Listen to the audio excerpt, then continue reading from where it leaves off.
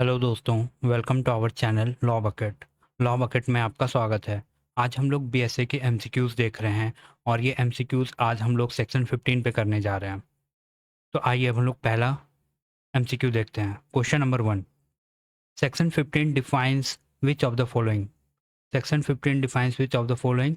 तो पहला ऑप्शन है कन्फेशन, दूसरा ऑप्शन है एडमिशन, तीसरा ऑप्शन है एविडेंस, चौथा ऑप्शन है रेलिवेंट। तो हम लोग का करेक्ट ऑप्शन जो है इसमें हम लोग जानते हैं कि सेक्शन 15 डिफाइन करता है एडमिशन को। इसका रीज़न क्या है?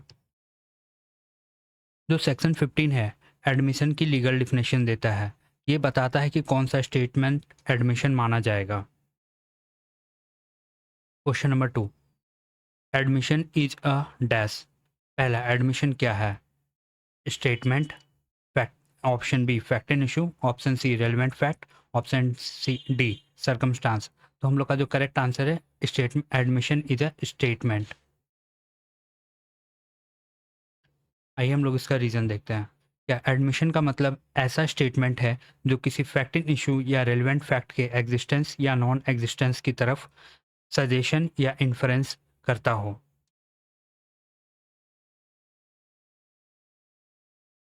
क्वेश्चन नंबर 3, एन एडमिशन में बी।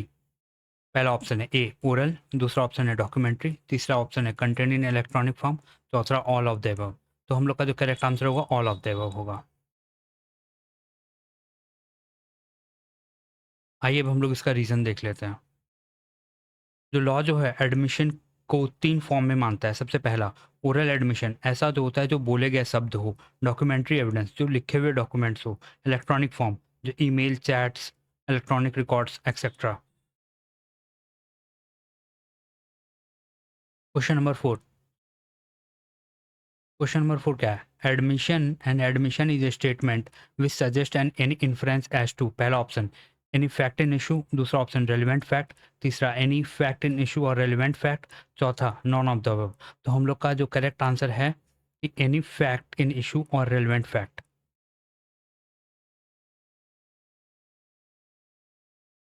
जो स्टेटमेंट का डायरेक्टली फैक्ट को प्रूव करना जरूरी नहीं है। अगर वो स्टेटमेंट किसी फैक्ट इन इशू या रेलिवेंट फैक्ट के बारे में कोई इन्फ्रेंस सजेस्ट करता है तो वो एडमिशन हो सकता है।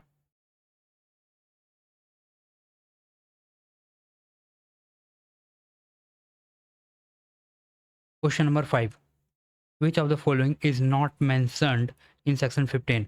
सेक्शन 15 में क्या नहीं मैंशनड है? पहला ऑप्शन ओरल स्टेटमेंट, दूसरा ऑप्शन डॉक्यूमेंट्री स्टेटमेंट, तीसरा statement contain in electronic form, चौथा फिजिकल एविडेंस। तो हम लोग जानते हैं कि सेक्शन 15 में जो है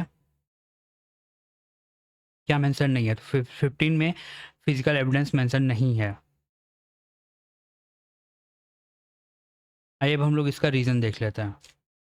जो सेक्शन 15 सिर्फ एडमिशन्स की बात करता है। फिजिकल ऑब्जेक्ट या मटेरियल एविडेंस अपने आप में एडमिशन्स नहीं होते हैं। Not admissions.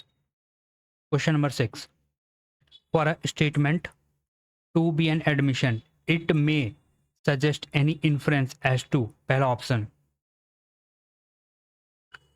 Facts admitted only, दूसरा option any fact in issue, तीसरा ऑप्शन रेलिवेंट फैक्ट ओनली, चौथा option any fact in issue और रेलिवेंट फैक्ट। तो हम लोग का करेक्ट आंसर होगा एनी फैक्ट इन इशू और रेलिवेंट फैक्ट। इसका हम लोग रीजन देख लेते हैं। एडमिशन का स्कोप काफ़ी ब्रॉड है। ये संबंधित हो सकता है पहला फैक्ट इन इशू या मेन डिस्प्यूटेड फैक्ट से, या दूसरा रेलिवेंट फैक्ट, ऐसा फैक्ट जो लॉ के हिसाब से रेलिवेंट हो।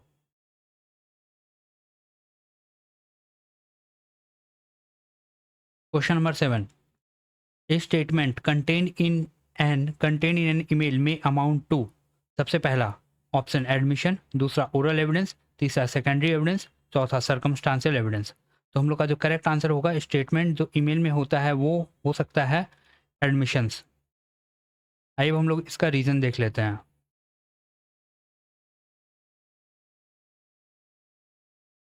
क्योंकि सेक्शन 15 में इलेक्ट्रॉनिक फॉर्म को एक्सप्रेसली इंक्लूड किया गया है, इसलिए अगर कोई ईमेल किसी फैक्ट इन इशू या रेलिवेंट फैक्ट के बारे में इन्फ्रेंस सजेस्ट करता है तो भी वो एडमिशन हो सकता है।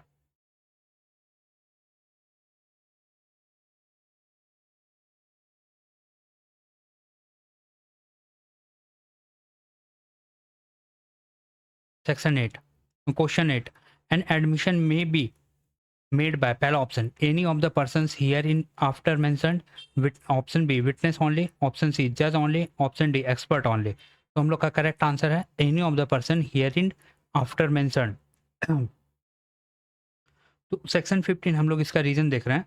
सेक्शन 15 ये नहीं बताता है कि एडमिशन में कौन कौन से व्यक्ति कर सकते हैं, ये कहता है कि एडमिशंस आगे की प्रोविजन सेक्शन 16 ऑनवर्ड्स में बताए गए व्यक्तियों द्वारा किए जा सकते हैं। क्वेश्चन नंबर 9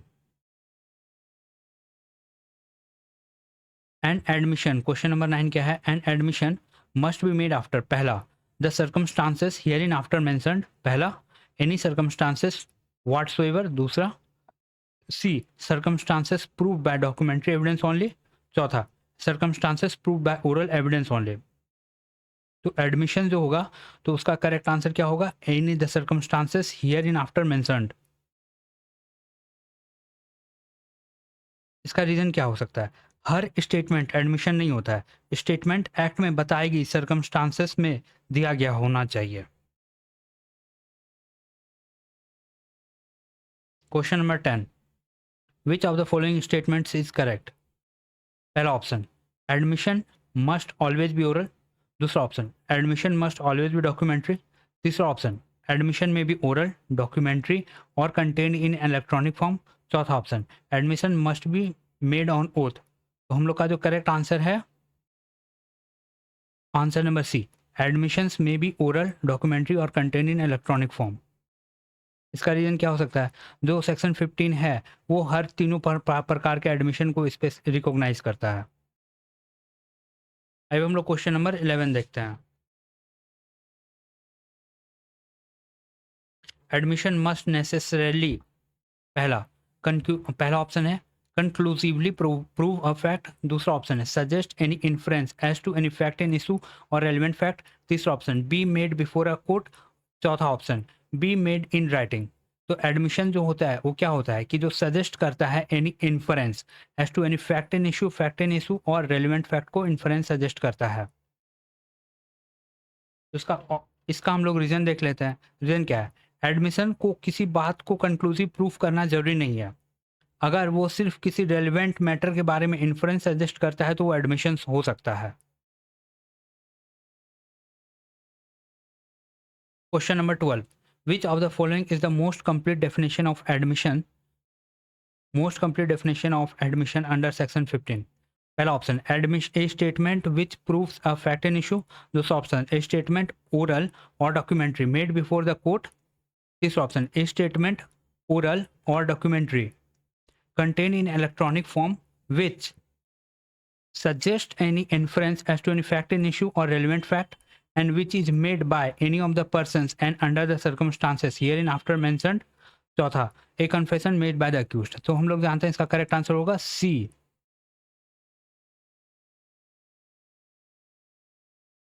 तो इसका रीजन क्या है? ये जो ऑप्शन 15 है सेक्शन 15 का पूरी तरह से स्टैट्यूटरी डिफिनेशन को वो दिया गया है, इसलिए करेक्ट आंसर हम लोग का ऑप्शन सी होगा।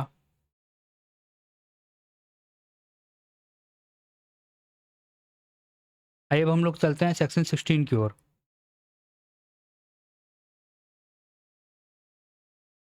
पहला question statements made by party to the proceedings are पहला रेलिवेंट फैक्ट्स दूसरा एडमिशन तीसरा फैक्ट इन इशू चौथा कन्फेशन। तो हम लोग का करेक्ट आंसर होगा एडमिशंस।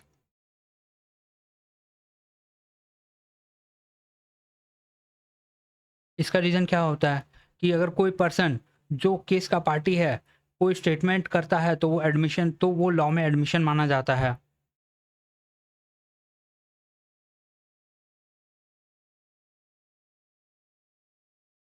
दूसरा क्वेश्चन क्या है? दूसरा क्वेश्चन क्या है statements made by any agent to a party are admissions when पहला option the court regards him as expressly authorised to make them दूसरा option the court regards him as impliedly authorized to make them तीसरा option the court regards him as expressly और impliedly authorized to make them चौथा option he is a witness in the proceeding.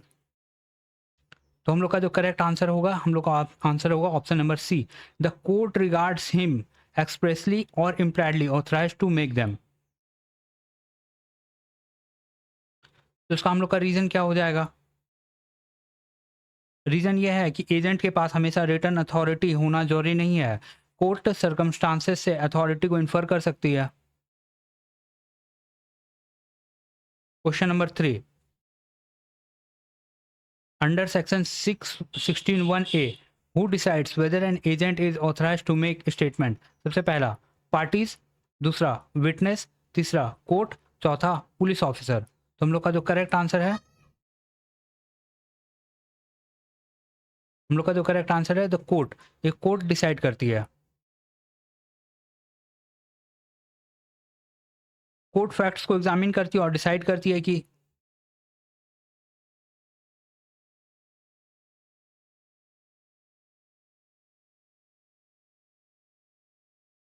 Courts fact को examine करती है और decide करती है कि एजेंट के पास अथॉरिटी थी या नहीं, या एक्सप्रेस थी या एम्प्लॉयड थी।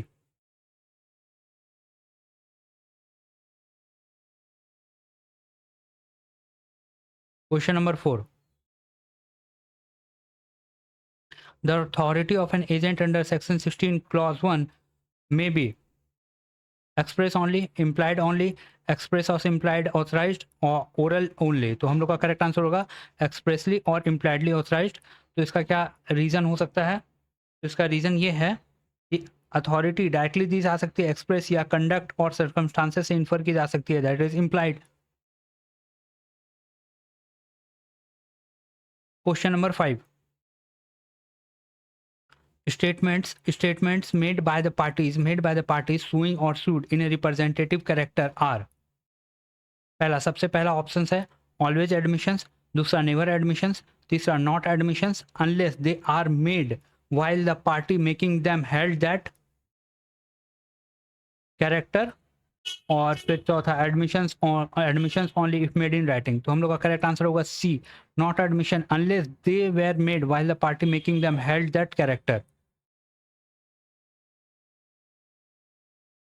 हम लोग इसका रीजन देख लेते हैं। रीजन क्या है कि अगर कोई पर्सन ट्रस्टी, गार्जियन या एग्जीक्यूटर आदि के रूप में सूट करता है, तो केवल वही स्टेटमेंट्स एडमिशंस होंगे जो उसने रिप्रेजेंटेटिव कैपेसिटी को होल्ड करते समय दिए होंगे।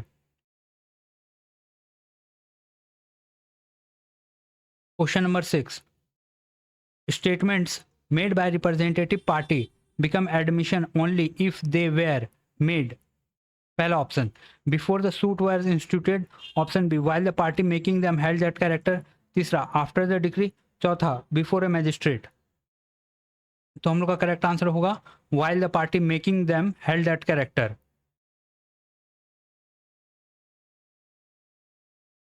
क्वेश्चन नंबर 6 का हम लोग रीजन देख लेते हैं। रीजन क्या होगा कि स्टेटमेंट उस पीरियड से रिलेटेड होना चाहिए जिस दौरान वो पर्सन वास्तव में उस रिप्रेजेंटेटिव रोल में एक्ट कर रहा था। क्वेश्चन नंबर 7, क्वेश्चन नंबर 7 ये है कि statements made by person having any proprietary or pecuniary interest in the subject matter of the proceedings are admissions if। पहला पहला ऑप्शन क्या है? They make the statement in their character of the person so interested, दूसरा they make the statement after the interest has ceased, तीसरा they are witness in the proceeding, चौथा they are expert. पहला option है they make the statement in their character of the person so interested. तो हम लोग इसका reason देख लेते हैं। इसका रीजन क्या है? पर्सन को उस इंटरेस्ट को रखने वाले व्यक्ति के रूप में बोलना चाहिए, ना कि किसी अनरिलेटेड कैपेसिटी में। Question number 8, which of the following interest is mentioned in section 16 subsection 2 Roman 2 and A. तो इसमें जो मेंशन किया गया है वो किसके बारे में बात किया जा रहा है? Proprietary interest, option B pecuniary interest, option C proprietary और पिक्यूनियरी इंटरेस्ट दोनों, ऑप्शन डी पॉलिटिकल इंटरेस्ट। तो हम लोग का करेक्ट आंसर होगा प्रोप्राइटरी और पिक्यूनियरी इंटरेस्ट।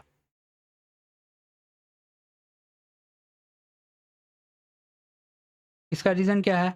लॉ जो है ओनरशिप रिलेटेड इंटरेस्ट, प्रोप्राइटरी और मनी रिलेटेड इंटरेस्ट, पिक्यूनियरी दोनों को कवर करता है।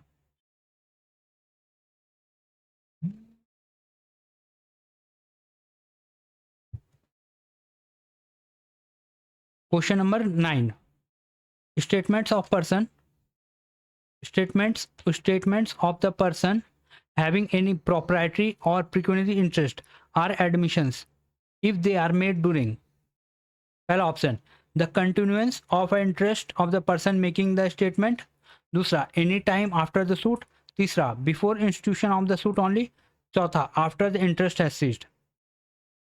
तो हम लोग का जो करेक्ट आंसर होगा the continuance of the interest of the person making the statement. तो हम लोग का जो इसका रीजन ये हो सकता है सेक्शन 9 का कि एक बार जब इंटरेस्ट खत्म हो जाता है तो उसके बाद दिए गए स्टेटमेंट नॉर्मली इस क्लॉज के अंदर एडमिशन नहीं माने जाते हैं। Question number 10, statements made by the person from whom the parties to the suit have derived their interest in the subject matter of the suit are, पहला फैक्ट इन इशू, दूसरा admission, तीसरा confession, चौथा irrelevant fact. तो हम लोग जानते हैं इसका करेक्ट आंसर होगा एडमिशंस।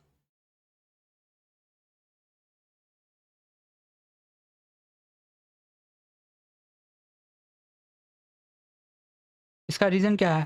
प्रीडिसेसर के स्टेटमेंट्स सक्सेसर पर बाइंड कर सकते हैं क्योंकि सक्सेसर अपना इंटरेस्ट उसी पर्सन से डिराइव करता है। क्वेश्चन नंबर 11,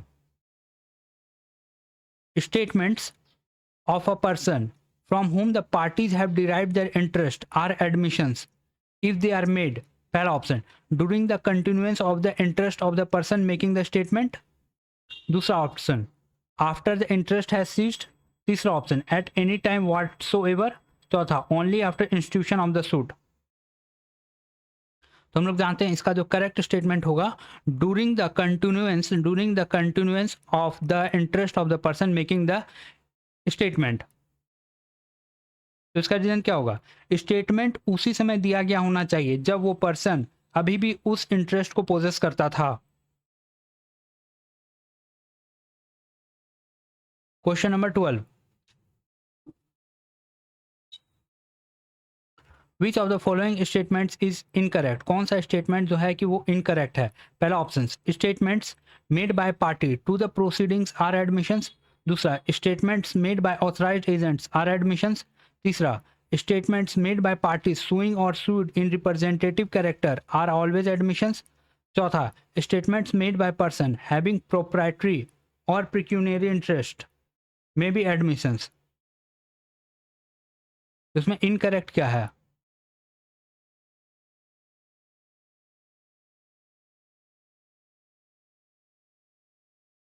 इसका इनकरेक्ट आंसर है C, statements made by party suing और sued in representative character are always admissions. ये ऑलवेज एडमिशंस नहीं होगा।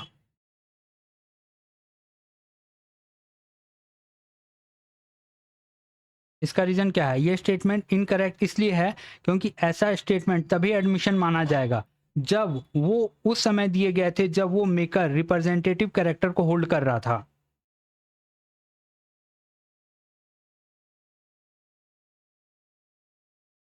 Question number 13, which of the following persons may make admissions under section 16? इसका पहला option है party to the proceeding, दूसरा option है agent expressly और इम्प्लाइडली ऑथराइज्ड, तीसरा पर्सन हैविंग प्रोप्राइटरी और pecuniary interest in the subject matter of the proceedings, चौथा all of the above. तो हम लोग जानते हैं इसका करेक्ट आंसर होगा ऑल ऑफ द अबव। आइए अब हम लोग इसका रीजन देख लेते हैं।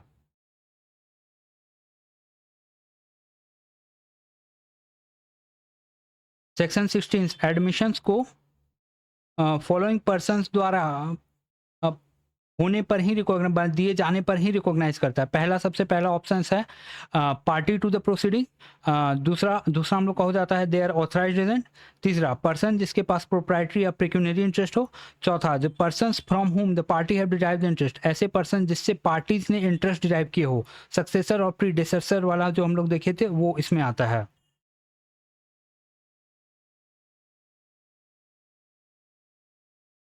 Question number 14, which of the following is the essential requirement of the for admissions under section 16 clause 2?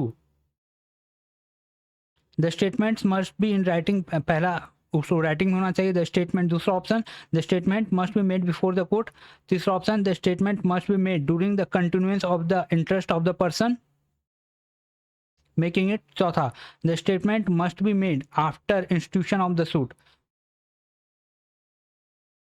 तो हम लोग का जो करेक्ट आंसर ये होगा इसका, जो statement, answer C, the statement must be made during the continuance of the interest of the person making it. आइए अब हम लोग इसका रीजन देख लेते हैं। रीजन क्या है कि ये section 16 sub section 2 sub section 2 का ये की कंडीशन है कि लॉ ऐसे स्टेटमेंट को तभी एडमिशन मांगता है जब वो स्टेटमेंट्स देने वाले पर्सन उस समय के पास उस समय ये रेलिवेंट इंटरेस्ट अभी भी मौजूद हो।